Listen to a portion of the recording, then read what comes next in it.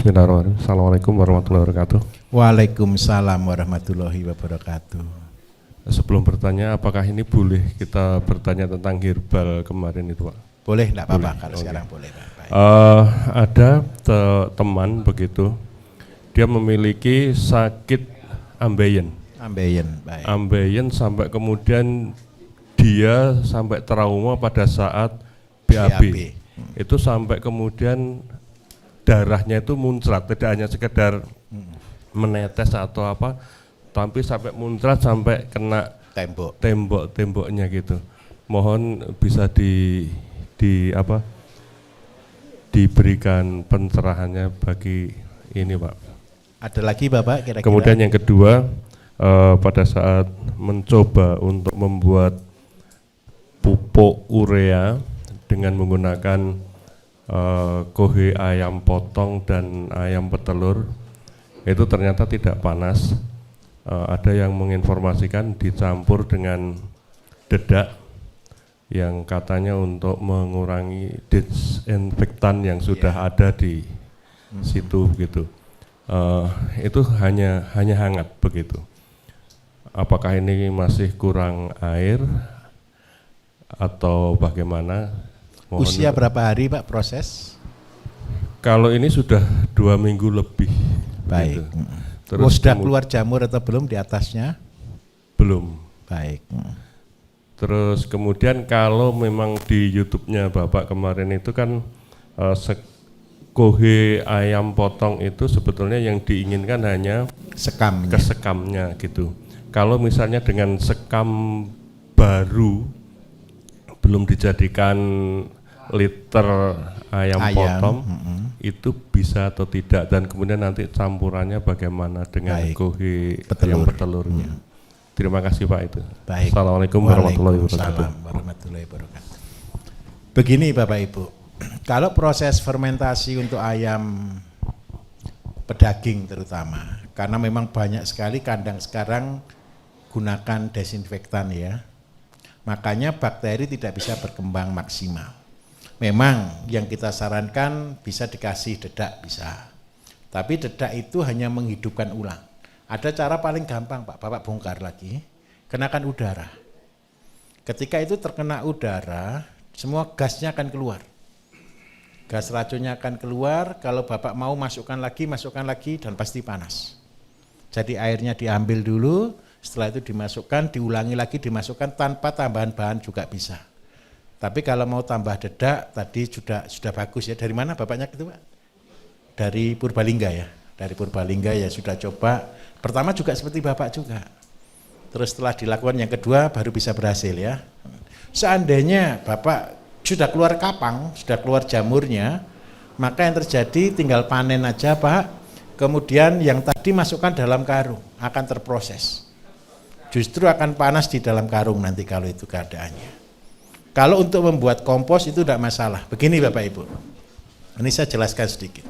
Kalau untuk membuat pupuk harus panas. Tetapi kalau untuk pakan, kalau sudah panas saya jamin ternak tidak mau makan. Karena dia rasanya berubah menjadi pahit. Jadi seandainya Bapak Ibu punya pakan sisa silase atau pakan fermentasi, kemudian Bapak Ibu ada sisa di kandang, Bapak Ibu taruh di tempat ember, terus Bapak Ibu tutup, terus dia jadi panas, itu saya jamin ternak tidak akan pernah mau, karena dia berubah mengalami proses fase pembusukan. Kalau di ayam, di kambing, proses pakan itu maksimal suhunya hanya 30 sampai 35 atau 40 derajat Celcius. Tidak boleh lebih dari itu hanya mecah enzim. Tetapi kalau pupuk harus di atas itu. Untuk yang urea, bakteri urea sendiri Bapak Ibu itu dirancang usia suhunya bisa sampai di suhu sampai 120 sebenarnya. Jadi dia direbus pun sebenarnya tidak mati. Lah tujuan untuk membuat pupuk nitrogen ini, urea ini kenapa harus suhu tinggi sekali? Itu supaya bakteri-bakteri yang lain mati. Sehingga yang keluar hanya murni satu bakteri dan semua makanan tadi diolah menjadi itu. Terus seandainya Bapak bertanya, Pak kalau begitu karena untuk pupuk padi yang kita butuhkan hanya sekamnya, kalau kita gunakan kotoran ayam petelur boleh? Boleh. Perbandingannya adalah 1:1 Pak. 1 sekam, 1 kotoran ayam petelur. Kalau mau bagus lagi Bapak Ibu gunakan kotoran ayam petelur yang masih baru, yang basah, yang tidak laku itu. Terus yang keempat, ini poin penting kembali Bapak Ibu. Ceritanya begini, kalau kita beli sekam sama kotoran ayam, ternyata Pak, memang lebih murah beli kotoran ayam yang ada sekamnya. Karena itu sudah berubah menjadi limbah. Paham maksud saya nggih? Tapi kalau sekam asli bahkan bisa lebih mahal. Sekam asli berapa Pak ya kalau untuk Bapak beli? Sekam aslinya. Kalau kotoran yang tambah sekam, oh malah gitu ya. Kalau lebih murah sekam beli sekemnya, ayam petelurnya berapa? Oh, mahal ya. Harusnya maksimal itu di 12 gitu loh kalau petelur itu. Oh gitu ya. Karena itu Bapak Ibu, percayalah, tidak ada cara lain yang paling bagus. Peliharalah sendiri. Iya, gini lah. Program saya membuat pabrik pupuk itu Bapak Ibu karena saya kepingin kita move di tiap desa karena kelangkaan urea, sebenarnya begitu. Ini kalau bapaknya sudah punya ayam ya sudah merdeka. Lah nanti Bapak Ibu kan juga sama, punya ayam gitu loh. Tapi kan gini, pabrik pupuk dengan yang kita maksud dengan konsep integrated kan berbeda ya. Kalau pabrik pupuk ini kan sudah langsung besar. Tapi kalau yang integratednya ini, kalau Bapak Ibu sabar, mulai dari 10 ekor ayam dan sebagainya, ini lo sudah jalan sendiri. Kalau untuk membuat pabrik pupuk berarti orientasi kita adalah jualan pupuk untuk daerah masing-masing. Jadi itu Pak ya, bisa 1:1. Kemudian untuk ambeien, begini. Ambeien itu adalah membengkaknya pembuluh darah di daerah dubur. Itu sebelum ambeien Bapak Ibu itu pasti penyebabnya banyak hal. Di antaranya peredaran darah yang bisa mampet karena terlalu sering duduk. Yang kedua kurang minum air. Yang ketiga sembelit. Jadi makanannya kurang mengandung serat. Siapa yang paling banyak terkena ambeien? Ibu-ibu yang pernah melahirkan. Kenapa kok ibu-ibu yang pernah melahirkan pasti sering terkena ambeien? Ketika dia hamil 9 bulan itu menekan saluran pencernaan. Kan dalam waktu lama 9 bulan kan gitu kan. Terus orang yang biasa duduk juga sama, mengalami fase yang sama. Berarti cara ngobatinya bagaimana? Yang memperlancar peredaran darah. Nah, kalau sudah terlanjur bengkak, besar, berdarah, tolong hindari 3. Yang pertama itu cabai, pedas lah, jangan cabai ya. Pedas itu Bapak Ibu bukan hanya cabai, jahe, merica itu pedas. Terus yang kedua, perbanyak serat, sayur, buah. Terus gimana? Perbanyak. Terus yang ketiga minum air. Nah, yang dilarang yang berikutnya satu, dilarang nahan BAB.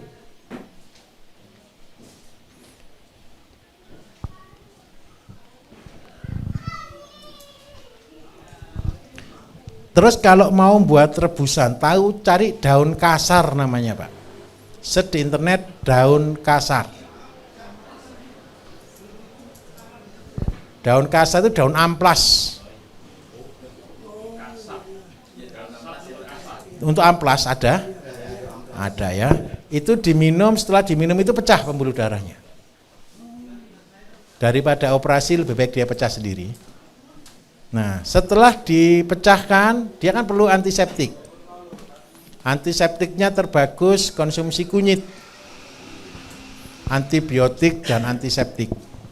Kemudian kalau BAB-nya susah, pertamanya dia sampai trauma, berarti ketika BAB pertama kan dia kesakitan. Ini saya tunjukkan caranya. Minta maaf saya gambar purun agak jelek, agak purnuni ya. Ini anus, ini kan kelamin ya sini ya. Di tengah-tengah titik ini ditekan Pak. Jadi kalau BAB di antara anus Dan kelamin di sini ada sekitar jarak 2 atau 3 cm, ini yang ditekan titik ini. Bukan dipijeti, waktu BAB itu ditekan ke atas supaya tidak sakit.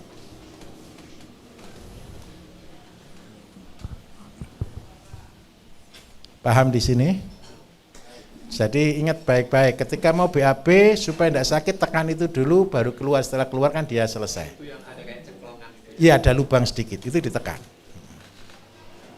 Terus yang kedua, kalau sudah pecah, dia kan tetap akan keluar lagi, darah lagi, mengembang lagi.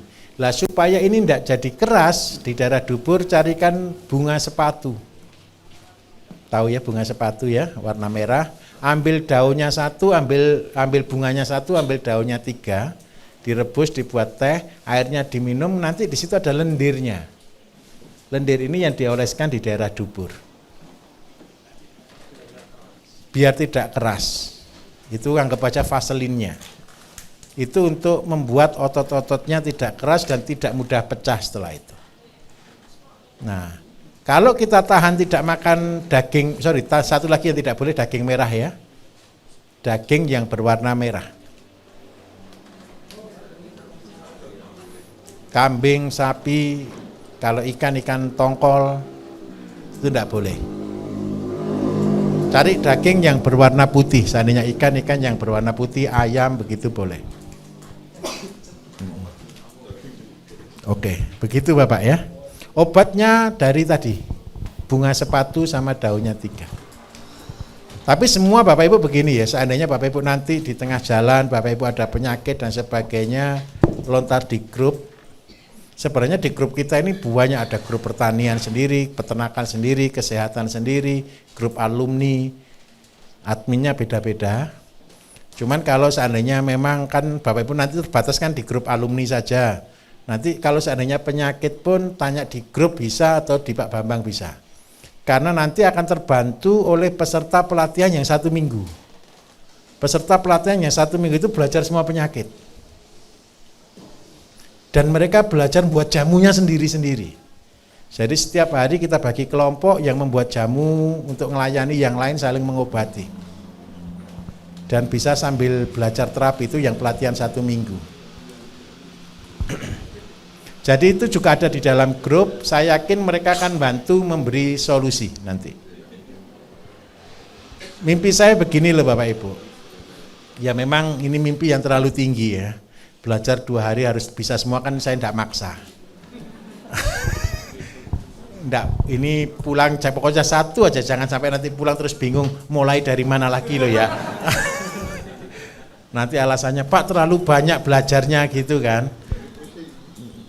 Jadi anggap aja orang cerita ngawur gitu loh Bapak Ibu ya. Ini cita-cita saya begini loh Bapak Ibu, nanti jadi dokternya pertanian. Tetangga tanamannya sakit larinya ke Bapak Ibu. Tetangga yang punya masalah bingung pekerjaan larinya ke Bapak Ibu.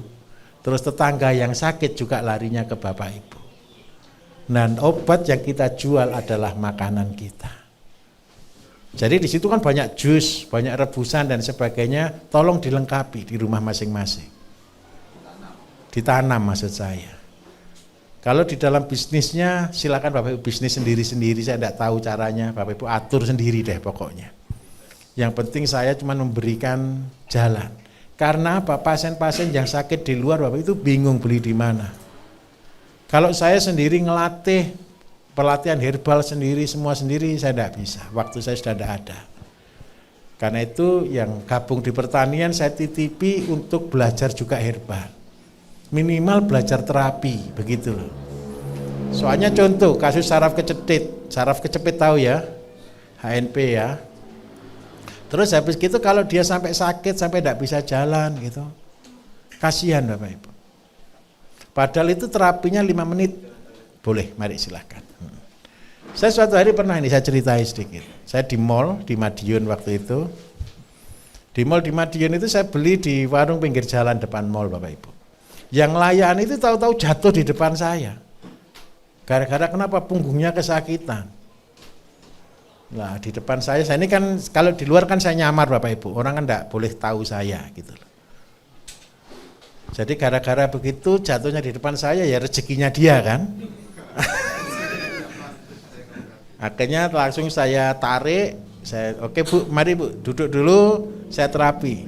Saya angkat, cuma 1 menit Bapak Ibu. Dia teriak sekenceng-kencengnya. Sampai satpam, sampai orang-orang ngumpul semua. Kan kalau saya di Madiun artis Bapak Ibu. Jadi, loh Pak Bayu gitu. Terus setelah itu saya suruh duduk, dia bilang, Pak benjolan di belakang itu begini, saya ini bingung kemarin mau operasi, terus dia ketika pegang kok benjolannya hilang, kok sekarang bisa lari-lari, akhirnya dia sembuh. Lah saya berharap itu kan bukan saya, Bapak Ibu juga bisa gitu loh. Paham maksud saya? Ilmunya kan bukan ilmu mistik Bapak Ibu, ilmunya kan ilmu katon, ilmu yang bisa dipelajari. Tidak ada orang sakti di dunia itu, tidak ada. Yang ada itu hanya orang tekun dan mau belajar. Setuju ya? Nanti Bapak Ibu ketika sambil praktek, ketemu gitu, semua ada di YouTube saya kok. Pernah lihat yang YouTube kesehatan enggak kira-kira? Pernah ya? Kalau yang di kesehatan itu namanya konsultasi Bayu Diningrat mungkin kalau tidak salah. Itu sudah hapus semua, memang banyak yang sudah hilang sih Bapak Ibu. Konsultasi Bayu Diningrat, nanti di situ ketika aja penyakitnya apa muncul di situ. Penyakitnya apa? Di situ ada ratusan. Kalau tidak salah pasien yang saya tangani itu ada 83 macam penyakit. Sudah sama dengan penyakitnya satu rumah sakit Bapak Ibu. Dan saya berharap itu Bapak Ibu yang melakukannya ke depan gitu ya. Minta tolong. Contoh, saya kasih contoh lagi. Kemarin ada tanya di YouTube. Pak, seandainya ada orang yang kena fatty liver, ini minta maaf, seperti Bapak ini kena fatty liver, apa yang harus dilakukan? Bapak pelihara ayam atau bebek Pak, Bapak kan saya kasih resep daun sukun, kunir putih, temulawak, gula aren. Nah, ampasnya tadi kasihkan ke bebek Pak, atau ke ayam. Tapi binatang yang mau dijuju, yang mau disuap itu cuma bebek, disepet. Jadi kasih sepet, kasih bubur, tembak, ceros gitu. Memang dipaksa dia cuman minum obat. Nanti hatinya dia bisa sampai berat, sampai 1/4 kilo sendiri, livernya dia. Karena dia yang sakit hati. Tidak bisa makan sesuai keinginannya. Nah, Bapak makan hatinya. Makan hatinya bebek tadi, itu jadi obatnya. Terus yang kedua untuk telur tadi, kemarin sudah dipraktekkan belum ngangkat telur ya? Sudah ya? Nah tadi ada juga yang ngasih testimoni ya, telur yang dikasih kuteja terlalu banyak jadi kayak karet gitu kan ya. Nah, saya minta tolong satu, ketika Bapak Ibu sudah menerapkan ilmu ini semuanya, Bapak Ibu tidak jual sayur kok, Bapak Ibu tidak jual ayam lagi, Bapak Ibu tidak jual telur lagi, yang Bapak Ibu jual adalah obat. Itulah yang mengobati, itulah yang memberi manfaat. Kalau sudah seperti itu, dijual dengan harga murah, Bapak Ibu dalam hati, ini loh barang bagus saya jual murah. Dan itulah amal. Yang tahu siapa kalau itu amal? Yang Gusti Allah Bapak Ibu. Paham maksud saya? Itu kunci untuk rezeki kita dilancarkan. Nggak usah orang lain tahu, nggak apa-apa. Tapi biarkan kalau syukur-syukur kita menjual, habis gitu dihina lagi. Sampai keluar air matanya Bapak Ibu 1 tetes, air matanya itu berharga bagi Gusti Allah. Paham maksud saya di sini? Dan itu nilainya mahal. Bisa-bisa 1 air mata dikasih 1 berlian nanti sama Gusti Allah.